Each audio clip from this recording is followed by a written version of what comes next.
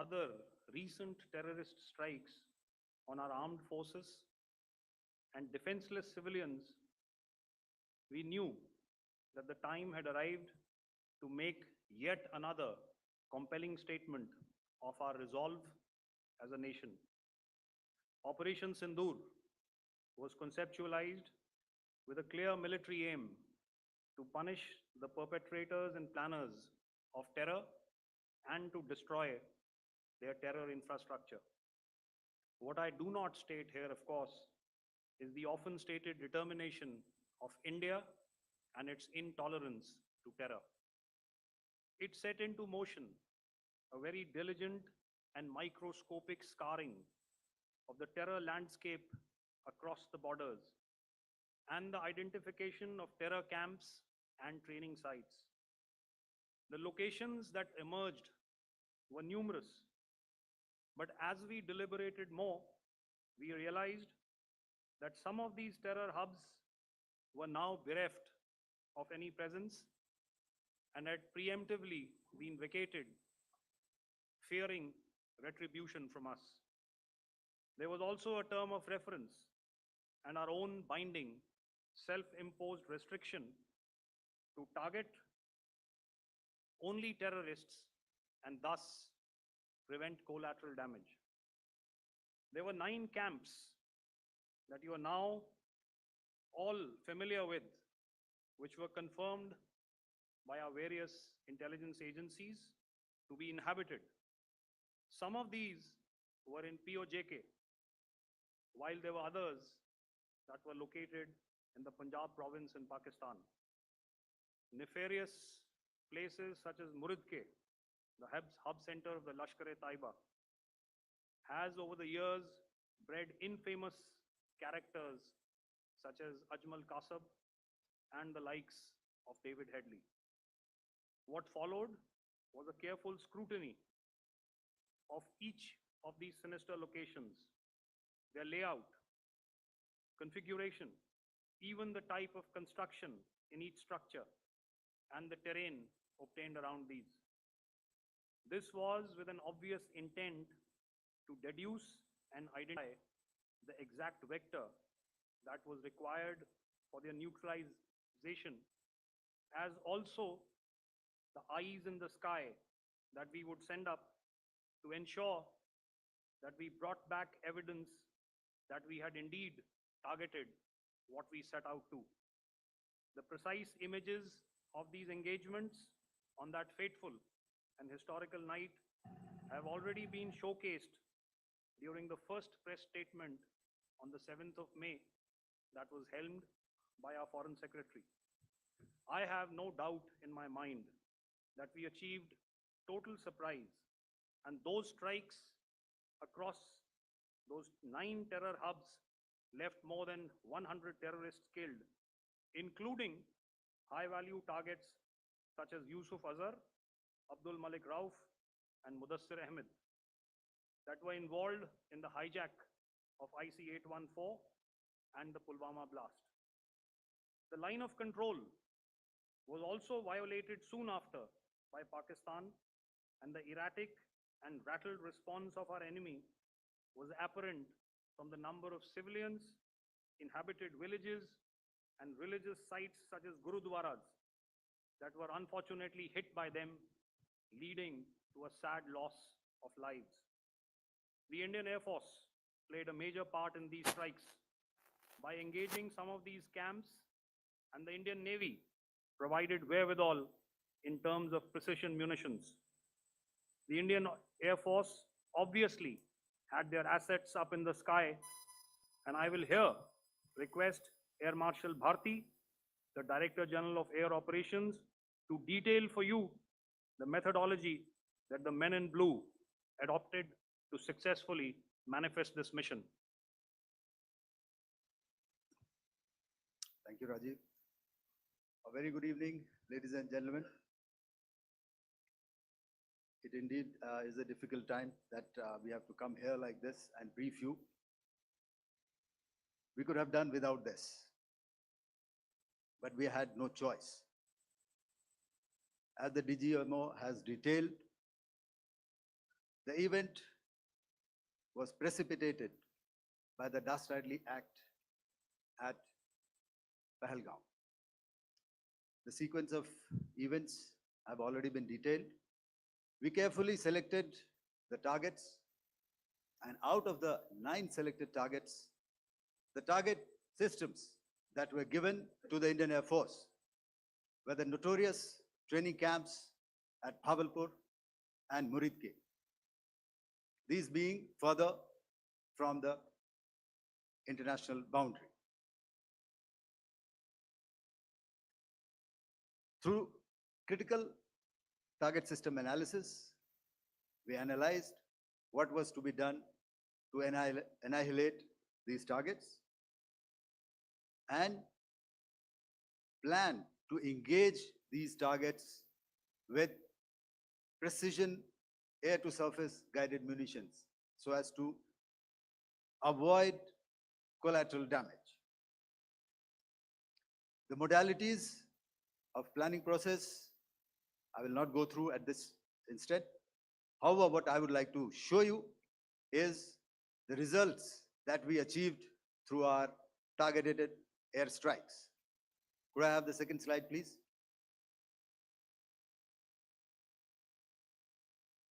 Yeah, change, please.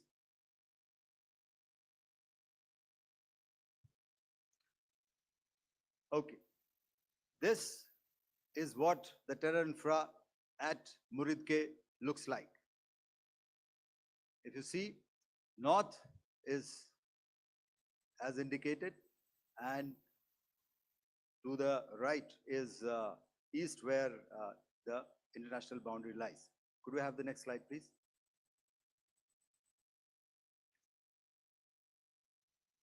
Orientating. Just go back one slide. Okay. Please have a look at this red building, the series of buildings out here, and this empty ground. Next. If you relate, the empty ground is here, and you see this is the first weapon that is impacting. This is the impact point number 1 on Muridke training camp with our precision guided weapon on early morning 7. Next, please. Keep your eyes glued for the second weapon coming in and the second impact on the selected target point. Next slide, please.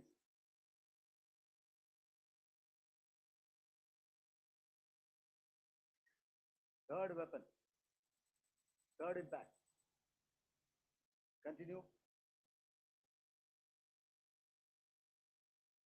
And fourth weapon, fourth impact.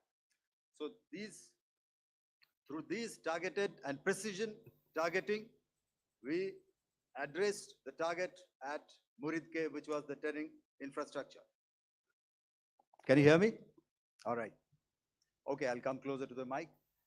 Now we go to the next target, which is the Bhavalpur training camp. Next slide, please. Okay, just wait. So the effect, if you see, the impact point, if I can point out, this is the impact point. The ammunition has gone through the roof and it has created a blast inside, the photographs of which you would have, all of you would have seen. And the red building, after that, there was this double-story building. It has been completely decimated by precision targeting. Next, please. The target system, which was in the north, a series of buildings. I'll show you how it looked. Next. Completely destroyed by our precision targeting. Next. Now coming to Bhavalpur, this is the target complex that we are dealing with, a fairly large target complex. So we had to carefully choose the points that we needed to address, which were high value and which would meet our stated objectives of eliminating the terrorists. I would like to draw your attention to this red canopy, and in relation to that, I would cover the targets. One target system is a series of buildings here, other one here, and other one out here. Next slide, please. This is how it looked before, and this is how the building looked after the impact of the weapon. And orientation in relation to this red canopy, you can see here. Next, please. Before, next, and after. The roofs have completely collapsed. Next. This is the target system. Next. Precision targeting, and we have achieved our objectives here. Next. All right, so that was what we did on the 7th. Our objective was to address these two terrorist camps, and that we did with precision. And thereafter, we maintained a robust air defense posture, because remember, our objective was to target the terrorist and terrorist infrastructure, not any other infrastructure, not the Pakistani military, not the Pakistani any other infrastructure. So that is what we have maintained on the 7th of May. However, what we saw in the evening of 7th of May, we were saturated with a raid of Pakistani unmanned aerial vehicles and small drones. And these came in waves in our civilian areas, over our military installations, and all of them were successfully intercepted. Few of them did manage to land. However, there was not much damage that they did. And we have our robust counter-US hard kill and soft kill systems which did the job. However, the difference here was that we had targeted the terrorists. The adversary now has targeted our civilians and the military infrastructure. So it had to be responded to.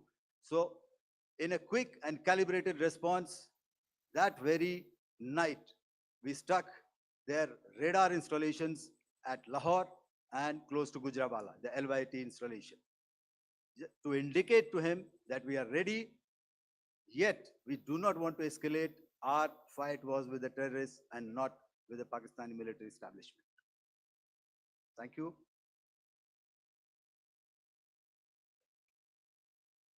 Thank you, Air Marshal Bharti. So, ladies and gentlemen, he's outlined operations not only on the night of 6th and 7th of May, when Operation Sindoor commenced, but also on the subsequent night.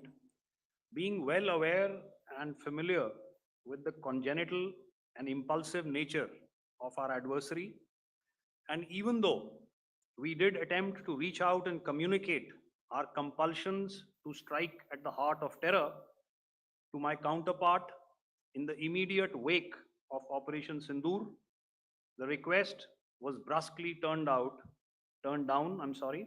with an intimation that a severe response was inevitable and in the offing. We were, of course, prepared.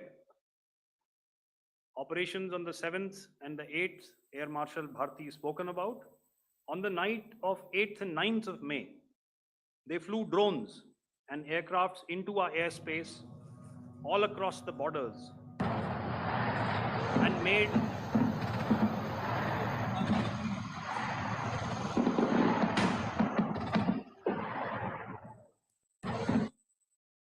largely unsuccessful attempts to target numerous military infrastructure. Violations on the line of control by Pakistan also commenced yet again and precipitated into fierce arty engagements. The air operations on the night of 8th and 9th of May, I'll yet again request the DG Air Operations to cover.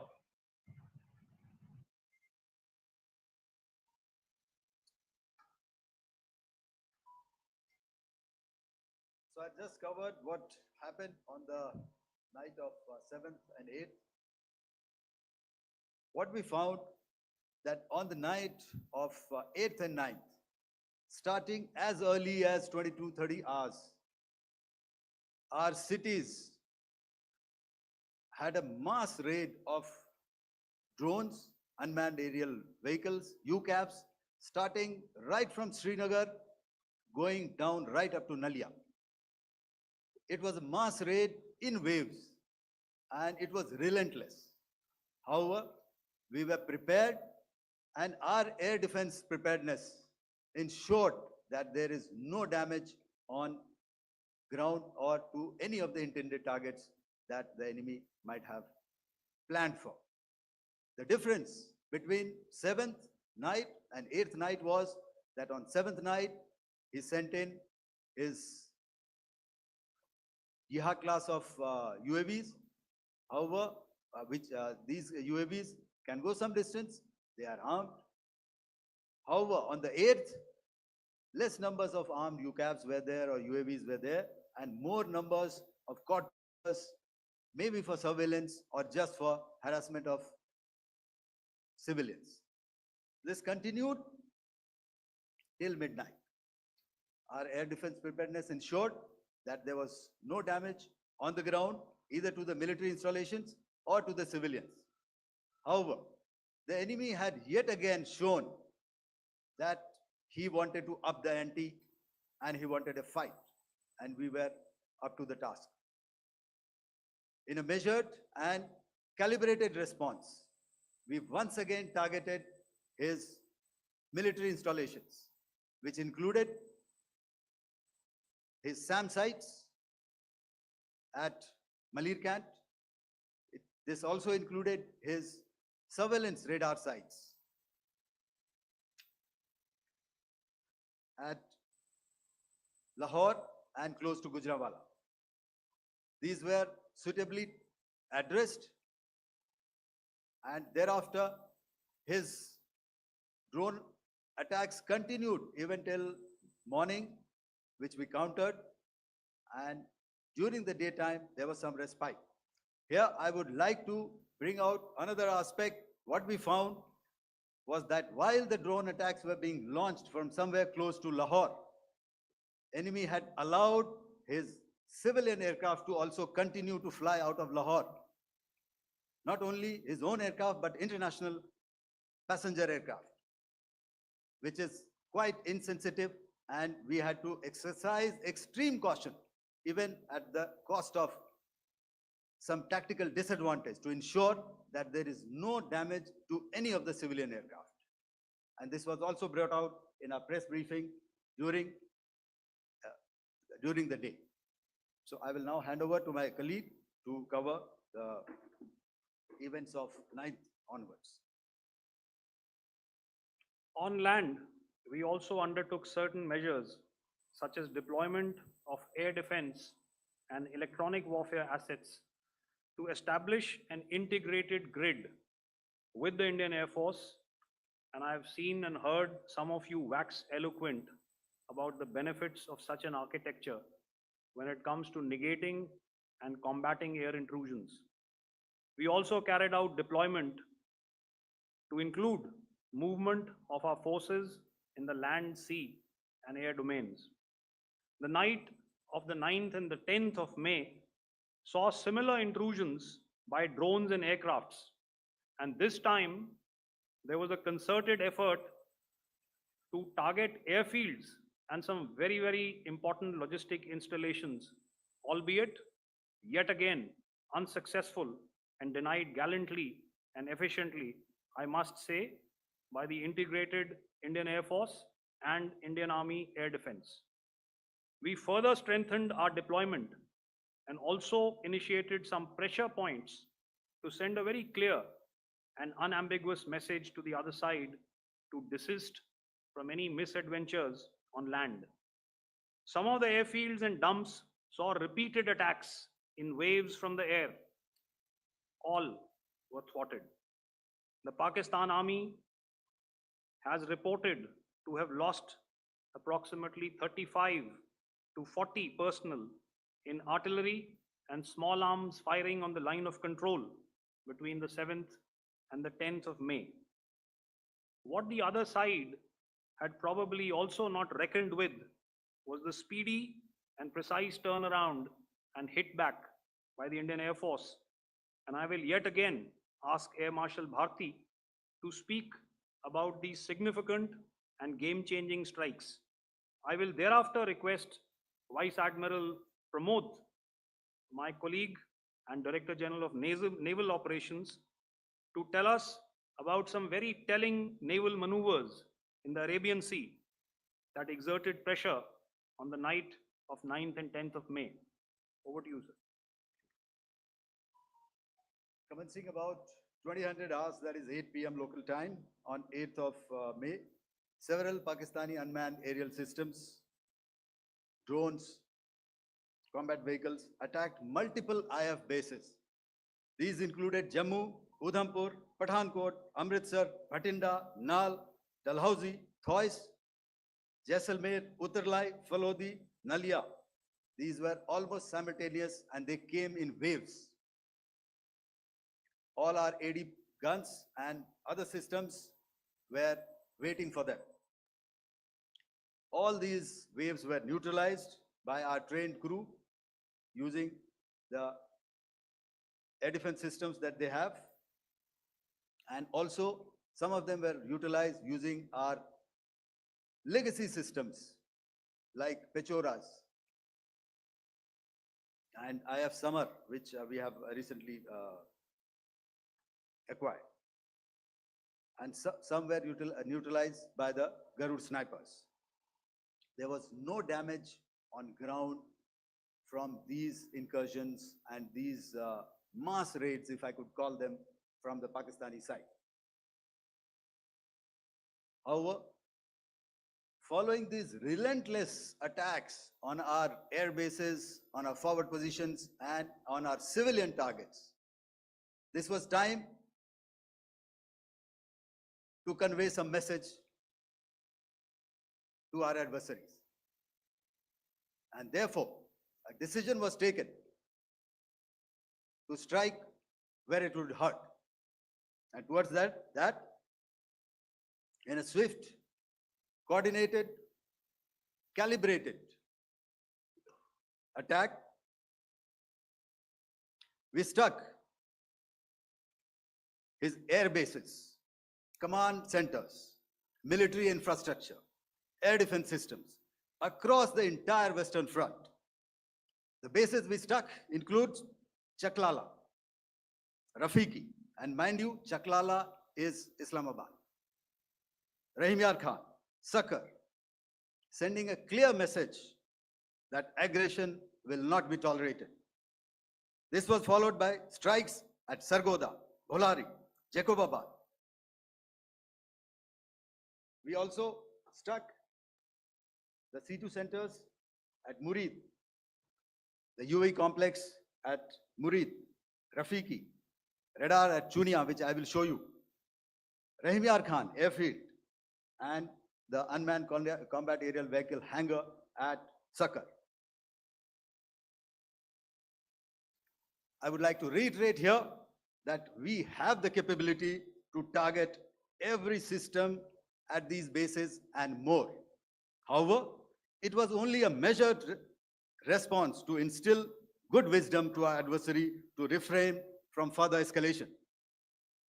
IF response was directed only at military installations, avoiding civilian and collateral damage. I would now like to show you some of the effects that have been achieved as a result of our air operation.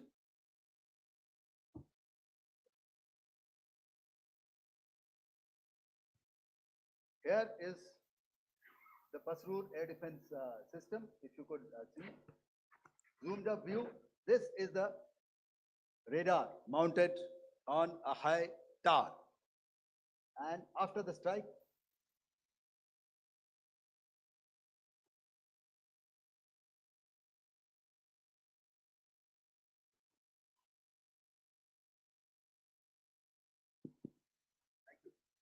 can you hear me?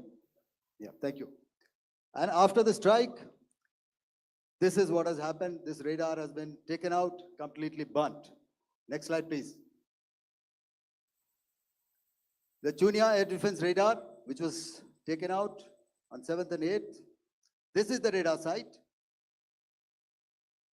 A blown up photograph, once again, on a tower, not very clear, but what you see very clearly is the after effect after we have stuck.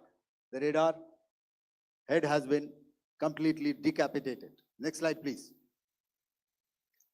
Arifwala air defense radar. In this complex, you see how it looked before, blown up image, and after really blown up. Next.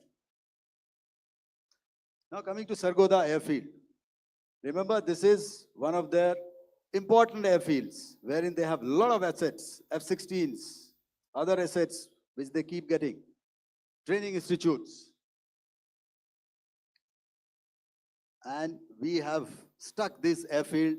It is not, if you zoom in here, then one impact point here on the runway and second impact point of our weapon, precision weapon on the runway. And if you see this blown up, repairing going on, same here. Next. Raimiar Khan. This is the area we have stuck. A deep strike out here and one complex here. So this is how it looked before, and same, you see a big crater, another crater here, and this complex, after strike, neutralized. Next.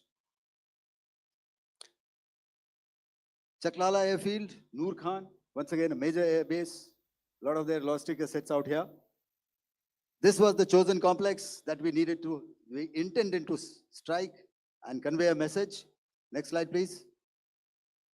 This is how it looked before, and this is how it looked after our strike. Next. Sakar. We chose the radar site at Sakar. This is the radar site, and after it was struck, this is the aftermath, completely burnt out. Next, please.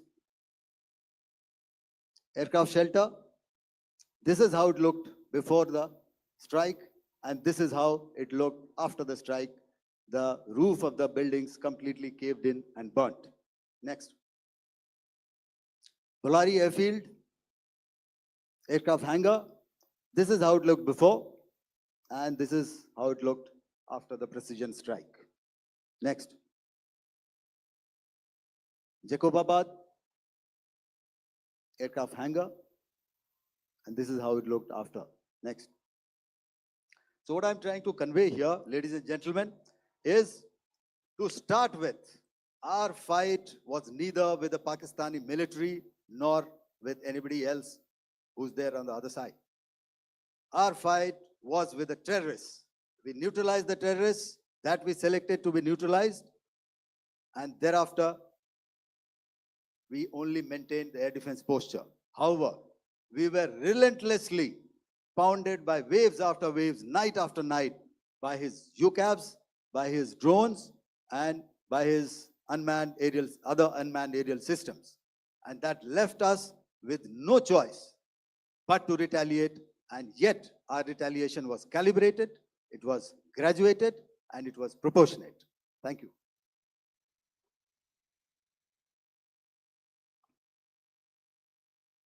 Good evening, ladies and gentlemen. In the aftermath of the cowardly attacks on innocent tourists at Pahalgam in Jammu and Kashmir by Pakistani-sponsored terrorists on 22nd April, the Indian Navy's Carrier Battle Group, surface forces, submarines, and aviation assets were immediately deployed at sea with full combat readiness in concert with the joint operation plan of the Indian Defence Forces. You may be aware that we tested and refined tactics and procedures at sea during multiple weapon firings in the Arabian Sea within 96 hours of the terrorist attack. The aim was to revalidate our crew armament, equipment, and platform readiness to deliver various ordnance on selected targets precisely. Thereafter, our forces remained forward deployed in the Northern Arabian Sea in a dissuasive and deterrent posture with full readiness and capacity to strike select targets at sea and on land, including Karachi at time of our choosing. The forward deployment of the Indian Navy compelled Pakistani naval and air units to be in a defensive posture, mostly inside harbors or very close to the coast, which we monitored continuously. The Indian Navy maintained seamless maritime domain awareness throughout the duration and was entirely aware of the location and movement of Pakistani units. In effect, we had and continue to have good battle space transparency using our maritime domain awareness grid. As you are aware, our response has been measured, proportionate, non-escalatory, and responsible from day one. Accordingly, the calibrated approach considered all options, including the ability of the Indian Navy for offensive action from and at sea. As part of this escalation control mechanism, the application of force by the Navy was planned in a synchronized manner in coordination with the Army and Air Force, the highlight being teams from the three services working closely in an integrated manner. Along with the kinetic actions by the Indian Army and Indian Air Force, the overwhelming operational edge of Indian Navy at sea contributed towards Pakistan's urgent request for a ceasefire yesterday. As we speak, Indian Navy remains deployed at sea in a credible deterrent posture to respond decisively to any inimical action by Pakistan or Pakistan-based terrorists. Thank you. Samno Varna, Jai Hind. Now I'll hand over to Director General Military Operations for further proceedings. Ladies and gentlemen, on the 10th of May, in the morning, even as we were getting into a huddle to wargame the events of the previous night, a routine exercise, I received a message on hotline from my counterpart in Pakistan seeking my willingness to communicate. Since our initial aim was to strike at terror camps, and all our actions in the subsequent days were in response to the intrusions and violations by the Pakistan Air Force and its army, it was decided that I would indeed speak with my counterpart. You are already aware, I've seen it being covered on national television, that my communication with the Pak DGMO was conducted at 15:35 hours yesterday and resulted in cessation of cross-border firing and air intrusions by either side with effect from 1700 hours 10th of May, after he proposed that we cease hostilities. We also decided to further speak on the 12th of May, that's tomorrow, at 1200 hours, to discuss the modalities that would enable the longevity of this understanding. However, disappointingly, and must I add, expectedly, it took only a couple of hours for the Pakistan Army to violate these arrangements by cross-border and across the line of control firing, followed by drone intrusions across the expanse of the Western Front through last night and in the early hours of the morning today, responded to robustly and dealt with as they must be. We have earlier today sent another hotline message to my counterpart highlighting these violations of the understanding between the DGMOs on the 10th of May and our firm and clear intent to respond to these fiercely and punitively. if repeated tonight, subsequently, or later.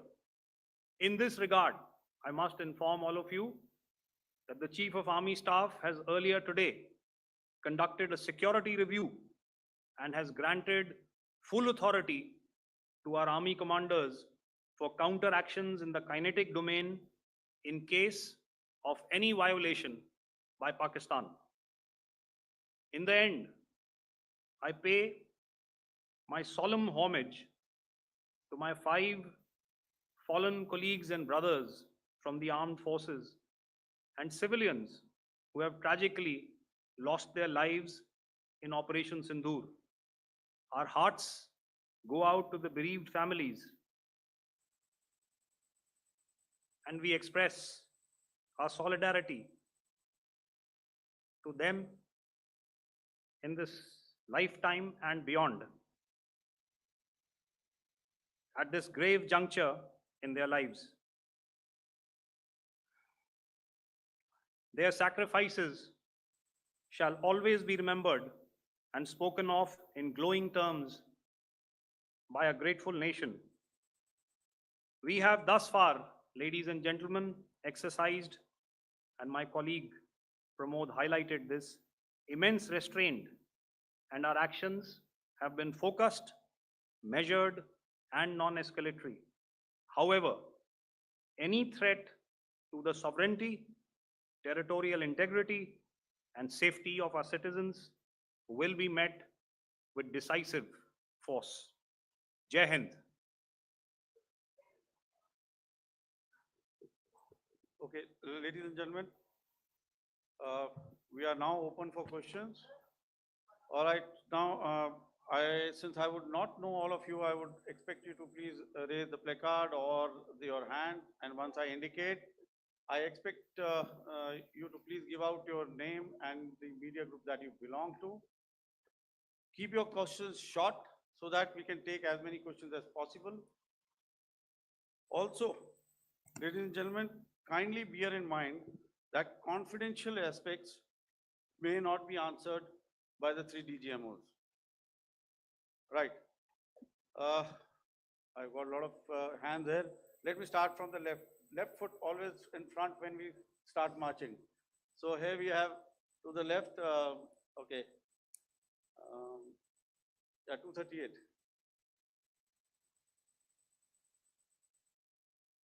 Hello. So this is Manas Pratimhuyan from PTI, Press Trust of India. So the understanding that was reached yesterday on stopping the military operations and actions, was it for just 3 days? And what would be the cost escalation if there is violation of this understanding by the Pakistani side? And my subsequent question would be that we have a kind of ceasefire agreement with Pakistan that was finalized in 2003. So will there be some kind of similarities in frameworks between the two kind of understandings, 2003 ceasefire agreement and the current understanding on stopping military operations? And again, what are the cost that will be incurring on Pakistan if Pakistan again resorts to this kind of terrorist activities, because we have made it very clear that the cost will be very high. So I would like to have your thoughts on it. Okay, so I'll answer the latter part of the question first. I also want to add that while the initial ceasefire agreement, as you correctly pointed out, is of the 2003 vintage, but I must remind you that in 2021, in the month of February, and this was then when the crisis in Eastern Ladakh was also on, the 2 DGMOs had spoken and arrived at a ceasefire understanding that lasted right up until this unfortunate attack at Pahalgam. Once our Foreign Secretary had announced the decisions of the CCS in the immediate wake of that attack, he had announced certain measures. And then, of course, Pakistan had in turn made its own announcements. Since then, there have been certain violations of this ceasefire understanding. And of course, after the 7th of May, like I pointed out during my statement, that there have been numerous violations on the line of control, especially, and of course, along the international boundary by the Pakistan Army and the Pakistan Air Force. This understanding that we spoke about yesterday, no, it was not for 3 days. It was first to stop aggressive and hostile activities immediately, let that order and direction settle down for about 36 hours, and thereafter discuss modalities, like I said, to ensure its longevity. That is tomorrow on the 12th of May. But unfortunately, we had a violation starting at approximately 1900 hours last night. And we've sent a communique, like I said, to the Pakistan Military Operations Directorate, and we will await to what happens tonight. All right. I will, The cost escalation, I mean, I'll leave it to your best imagination. I've already said that the response will be fierce and punitive. now, the right foot forward. Yeah.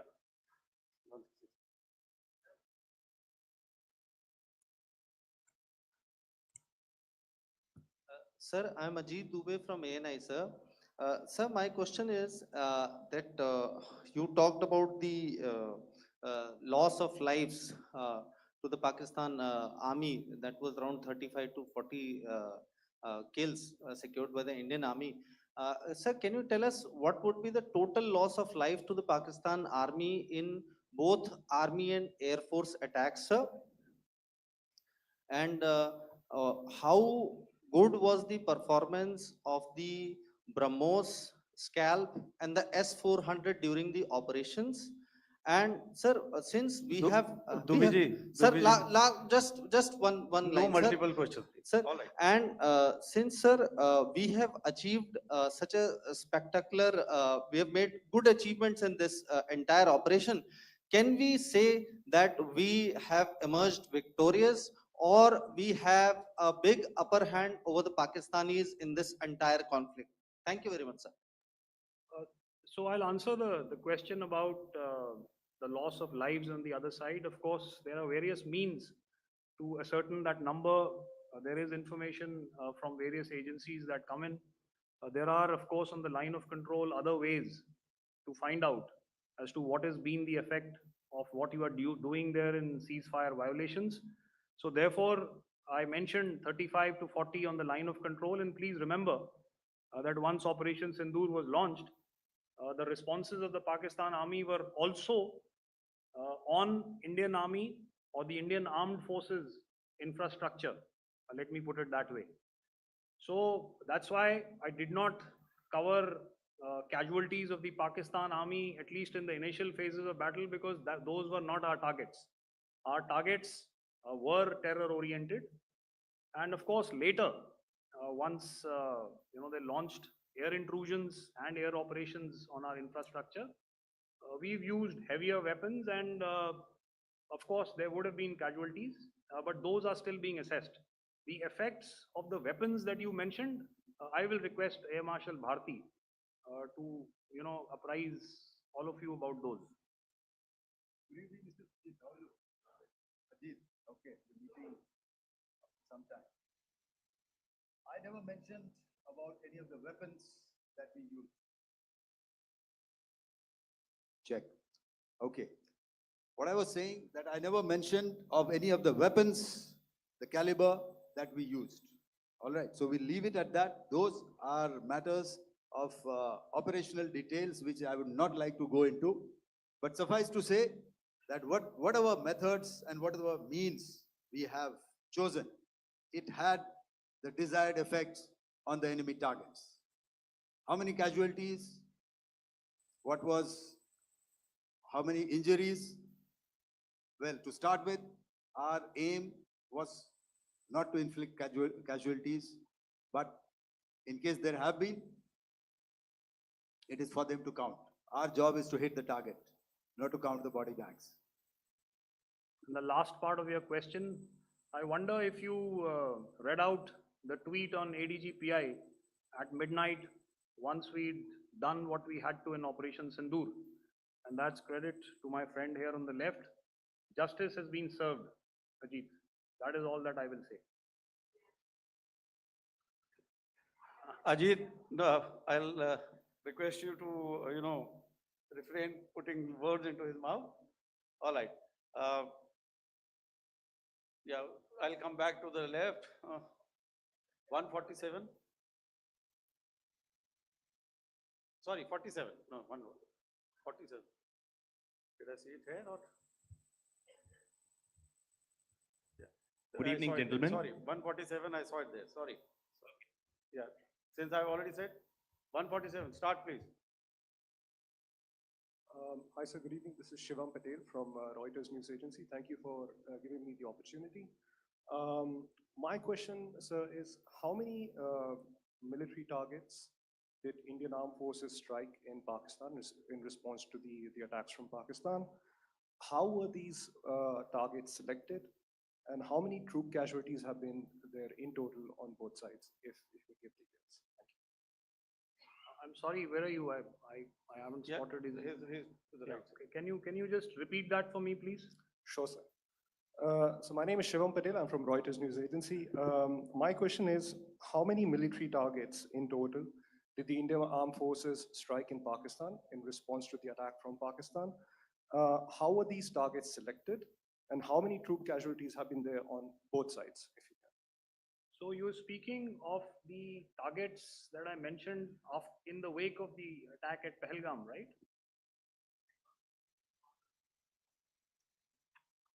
Yeah, I think it's amply clear to everybody here that the Pakistan army has not crossed the international boundary, neither in the plain sector nor on the line of control.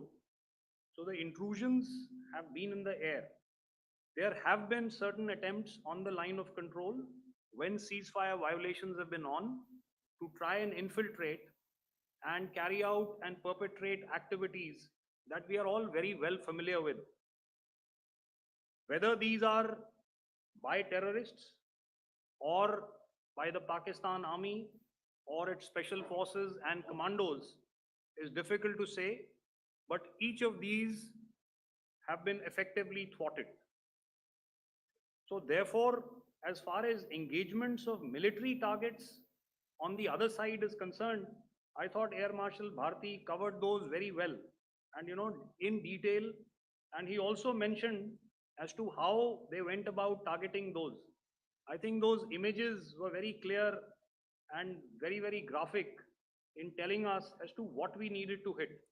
And you'll remember right at the outset, I said that we even went into what was the construction in each of these locations, and therefore decided on the vector that had to be utilized.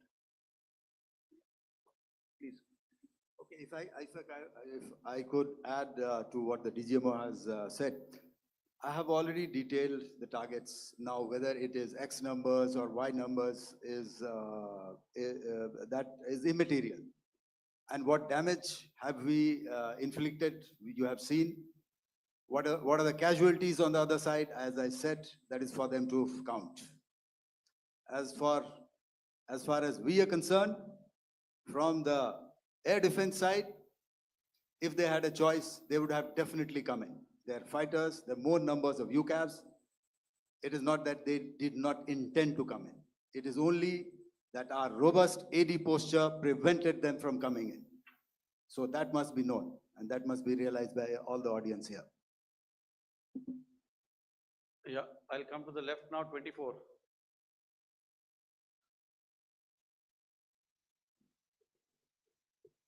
Good evening, sir. This is Anvesh Rath from Z. Sir, I wanted to know on the first briefing, which was done by FS and two representatives from Air Force and Army, you showed a list where there was 21 places in that list. You have stuck 9. Are more operations going to be held? Is Operation Sindoor still on? And the second question, thank you, sir. Thank you so much. And also, I Thank- want to congratulate all three of you for a fantastic operation that you guys have done. Thank you so much. Thank you so much for that one question. Yeah. Sir, the question. Unfortunately, Rath, is that your name? I'm sorry. You know, as far as operational details are concerned, I am not in a position to share those right now.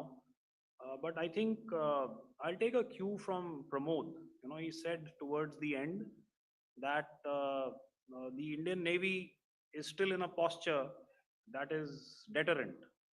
And I have already made it very clear towards the end of what I said that it's only a couple of hours ago that the Chief of Army Staff has carried out a security review and he's authorized our army commanders to deal with violations of any kind from across the borders in a manner that they deem fit.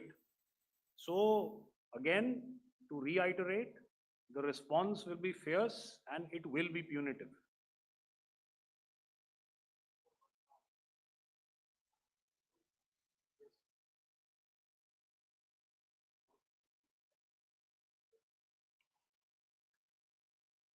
I'll go back this side now.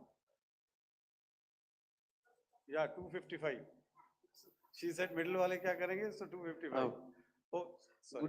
Good evening, sir. Yeah, 250. I'm Shailesh from National Defense. Please allow me, first of all, to pay my gratitude for protecting us Indians.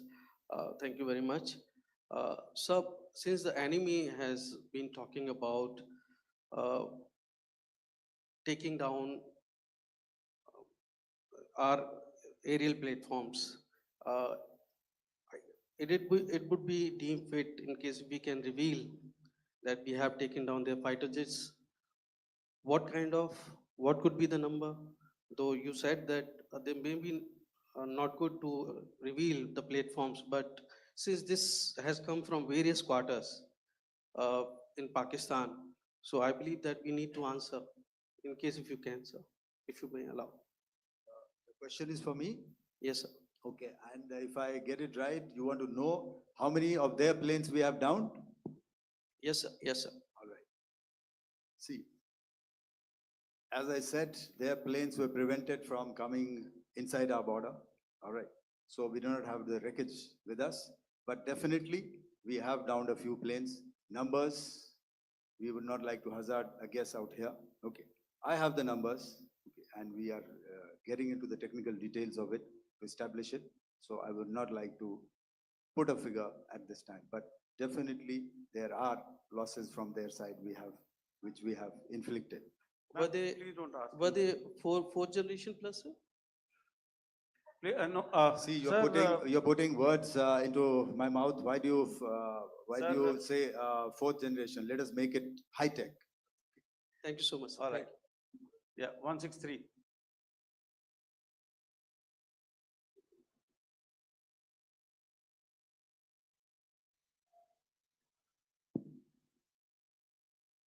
तो मैं मंजीत नेगी हूँ आज तक से। मेरा सवाल ये है कि इस पूरे ऑपरेशन में जो आतंकी ठिकानों को निशाना बनाया गया, क्या नंबर्स कुछ बता सकते हैं कितने आतंकी मारे गए? कुछ नाम सरकार मतलब कुछ नाम मीडिया में आए भी हैं जो बड़े उसके मास्टरमाइंड थे। और एक सवाल जो आज एयरफोर्स ने भी ट्वीट किया कि ऑपरेशन सिंदूर अभी जारी है और सरकार की तरफ से भी कहा गया। और पिछली बार जब विदेश मंत्रालय की प्रेस कॉन्फ्रेंस पहली हुई थी उसमें वो लिस्ट दिखाई गई थी कि 21 टेरर कैंप आइडेंटिफाई किए गए हैं। तो क्या जो बाकी बचे हुए टेरर कैंप है उन पर भी कार्रवाई होगी? और एक नंबर अगर आप बता पाएं कितने टेररिस्ट मारे गए? Manjeet ji, 3 questions. The third one has just been asked here before. So 21 this thing. So I'll request the first two to be answered so that we have more number of people who can ask. Manjeet, जब मैंने statement दिया तो मैंने शुरू में ही कहा कि जैसे ही ऑपरेशन सिंदूर कॉन्सेप्चुअलाइज हुआ तो हमारा जो पीछे की कार्रवाई होती है स्पेड वर्क और टारगेट्स को आइडेंटिफाई और एनालाइज करने की कार्रवाई शुरू हो गई थी। मैंने जब स्टेटमेंट दिया तो मैंने बताया कि बहुत सारे थे, हमने 21 दिखाए होंगे और भी हैं, लेकिन वो लिस्ट फिल्टर करते करते 21 तक पहुंची। अब क्या आगे एंगेज किए जाएंगे? अगर जरूरत पड़ेगी तो जरूर एंगेज किए जाएंगे, लेकिन मैंने बताया कि इस समय जो इंट एजेंसीज ने हमें बताया कि फलाने कैंप में प्रेजेंस है, हमने उनको एंगेज किया। कुछ नाम मैंने लिए, कुछ नाम अभी पुख्ता किए जा रहे हैं। मैंने आपको बताया कि जो इंट एजेंसीज ने अभी तक असेसमेंट किया है, उसमें उन्होंने कहा है कि तकरीबन 100 से ज़्यादा मारे गए हैं। और एक आज आपने तस्वीर भी देखी कि काफ़ी प्रोमिनेंट जो फ्यूनरल था, काफ़ी प्रोमिनेंट एक जो हस्ती हैं वो ऑर्गेनाइज कर रहे थे, और उस फ्यूनरल में और कौन कौन लोग अटेंड कर रहे थे वो तो आपने देखा ही। तो आप लोग सब समझदार हैं, और मुझे ये कहने की ज़रूरत नहीं है कि इन लोगों को कहाँ से सपोर्ट मिल रहा है। अगर नहीं मिल रहा होता तो ऑपरेशन सिंदूर नहीं होता, तो उसी की वजह से है ये ऑपरेशन। तो मेरे ख्याल से मैंने आपके सारे सवालों का जवाब दे दिया। Ma'am, Sir, next is from 17. Sir, मेरा नाम अंजू निर्वाण है, GV9 भारतवर्ष से। सर, मेरा सवाल ये है कि ऑपरेशन सिंदूर में हमारी जो इंडियन नेवी है उसके बारे में सर थोड़ा सा बताएं कि किस तरह की उसकी भूमिका रही, क्योंकि हमने इस दौरान सर देखा कि बहुत सारी स्पेकुलेशन भी रही और ये बोला गया कि कराची तक हमारी नेवी ने ऑपरेशन किया है। तो सर इस पे थोड़ी सी क्लैरिटी चाहिए। और सर हमने कौन कौन से फाइटर एयरक्राफ्ट डाउन किए हैं, अगर उसका भी थोड़ा सा क्लैरिटी मिल जाए तो अच्छा रहेगा। तो मैं आपका पहले सवाल का जवाब दूंगा. I will make few sentences and leave it for your imagination. First of all, as I mentioned, we have quantitative and qualitative edge to deliver a massive blow to our adversary. And we completely dominate in the maritime front. Indian Navy's action is part of the escalation ladder mechanism which we have worked out amongst 3 services. This time, if Pakistan dare take any action, and Pakistan knows it, what we are going to do. That's all. आपके सवाल का जवाब मैं पहले दे चुका हूं। आपके सवाल का जवाब मैं पहले दे चुका हूं, इसलिए मैं बस उस तक ही सीमित रखूंगा और इतना कहना चाहूंगा कि आने वाले दिनों में आपको खुद ही पता चल जाएगा, और ऐसी बातें छुपी नहीं रहती हैं, तो पता चल जाएगा. So at this time we'll just let it be. Okay, ladies and gentlemen, we have 1 or 2 more questions, sir. So please, they are going to be outside. You can speak to them there also. 104. 104.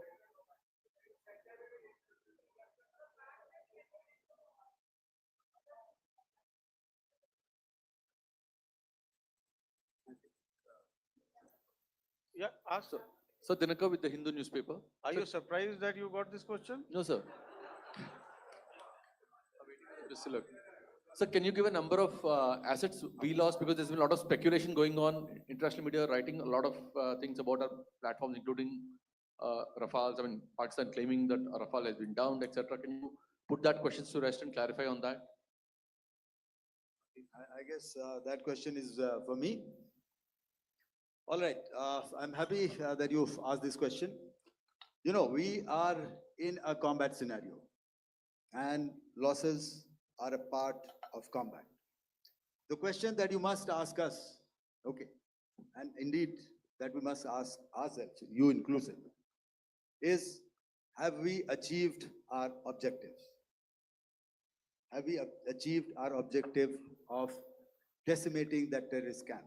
And the answer is a thumping yes. And the results are for the whole world to see. As for the details, what could have been, how many numbers, which platform did we lose? You know, at this time, I would not like to comment on that, because we are still in a combat situation. And if I comment on anything, it will only be advantage adversary. So we don't want to give him any advantage at this stage. All I can say is that we have achieved our objectives that we selected, and all our pilots are back home. Thank you. Okay, hold, please don't, please be civil here. So we'll have 220 now. Hello sir, this is Anita Chaudhary sir from Swadesh newspaper. मेरा सवाल है, क्योंकि ये हमारे जो पहले जो action रहा वो आतंकवाद के खिलाफ रहा, तो आतंकवाद में अजहर मसूद की तरफ से एक बयान जारी किया गया था जिसमें उन्होंने कहा कि हम इसका बदला लेंगे और जार जार रुलाएंगे। तो क्या अगला, अगर खुदा न खास्ता अगला टेरर अटैक किसी भी तरह का होता है, तो क्या उसे एक्ट ऑफ वॉर में हमारी तरफ से लिया जाएगा और उसका क्या माकूल जवाब दिया जा सकता है? मेरा इसमें सिर्फ एक ही जवाब है आपके लिए कि हमने अपनी कार्रवाई करी। हमने उसके बाद मैंने अपने स्टेटमेंट में भी बताया कि ये कम्युनिकेट करने की कोशिश करी कि हमने इस तरीके से ये जो स्ट्राइक्स हैं वो क्यों की। लेकिन जो हमारा एडवर्सरी है उसने जैसे मुनासिब समझा वो कार्रवाई करी। तो आपने देखा कि ये जो एक्टिविटीज़ चल रही हैं 3-4 दिन से, ये कोई वॉर से कम नहीं है। नॉर्मल सर्कमस्टांसेस में एक दूसरे देश की एयरफोर्सेस हवा में नहीं उड़ती हैं और एक दूसरे के ऊपर स्ट्राइक्स नहीं करती हैं। हर रात इंट्रूजन्स नहीं होते हैं।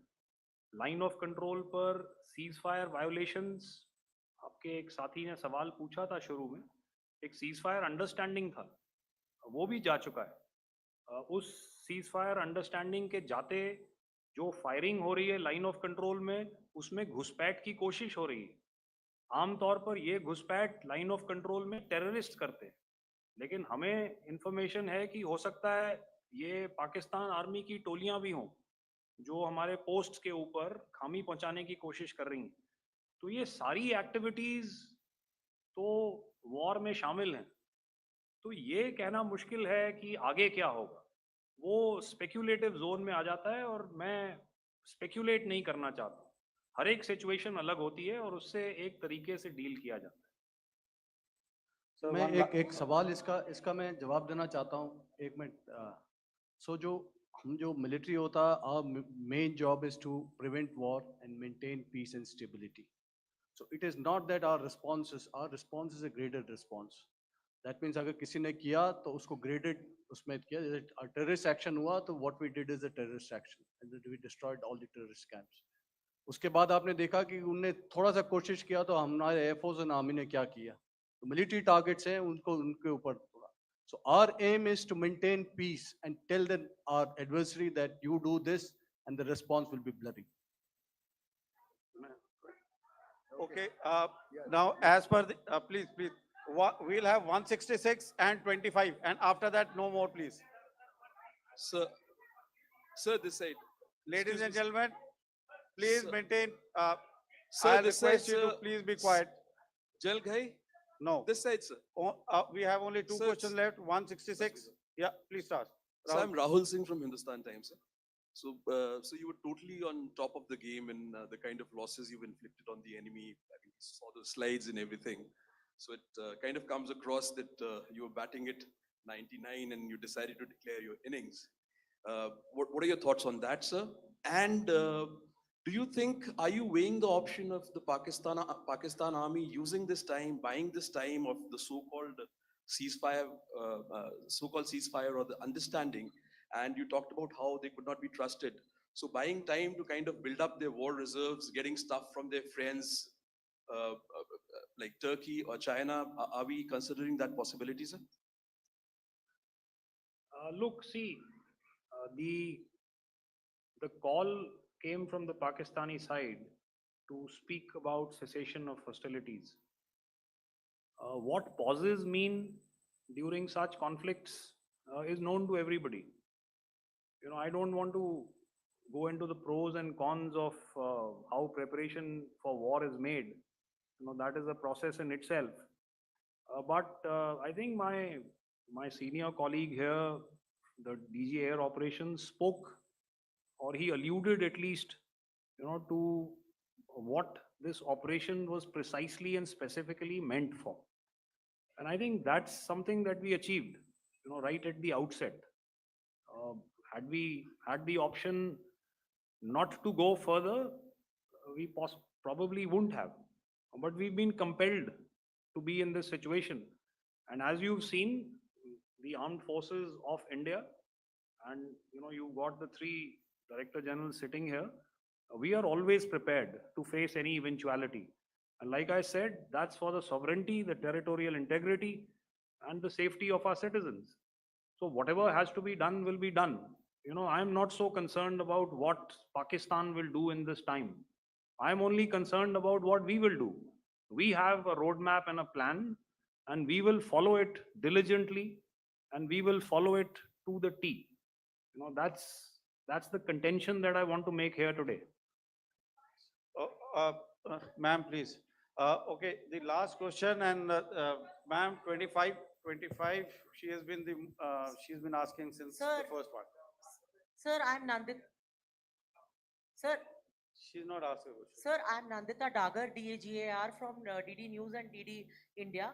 Sir, I wanted to ask you that my question is to General Ghai. Sir, you spoke to your counterpart yesterday and the Pakistani counterpart. Sir, what is the Indian Army's assessment that despite that agreement, that talk that you had, despite that agreement coming into effect at 1700 hours yesterday, why did they violate it? And number two, yesterday at the joint Defense Ministry and Foreign Ministry briefing, Wing Commander Vyomika Singh and Colonel Sophia Qureshi had told us that we have cited the Pakistani troops amassing at the borders and at the LOC. Sir, has that situation changed?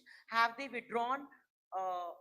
And sir, if in case, despite now there is a lull, of course, but if tonight again, if the enemy again carries out shelling and aerial intrusions through drones, what is going to be our response?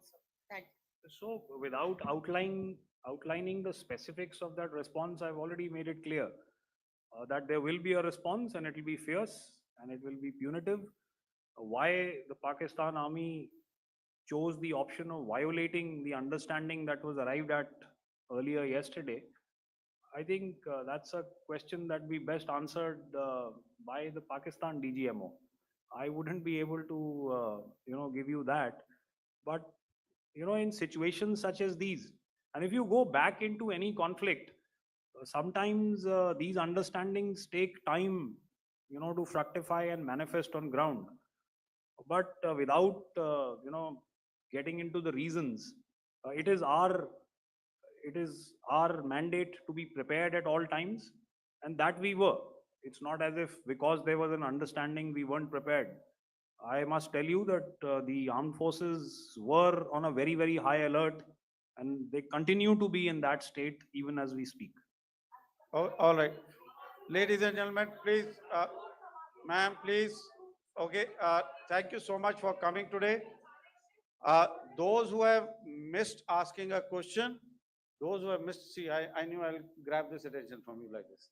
Those who have missed the opportunity to ask a question can give me a written one. I'll definitely get back to you with that. And also, they are they are invited for a cup of tea in my office day after tomorrow. Thank you, ladies and gentlemen, for coming. Thank you. Thank you very much. Jai Hind. Jai Hind.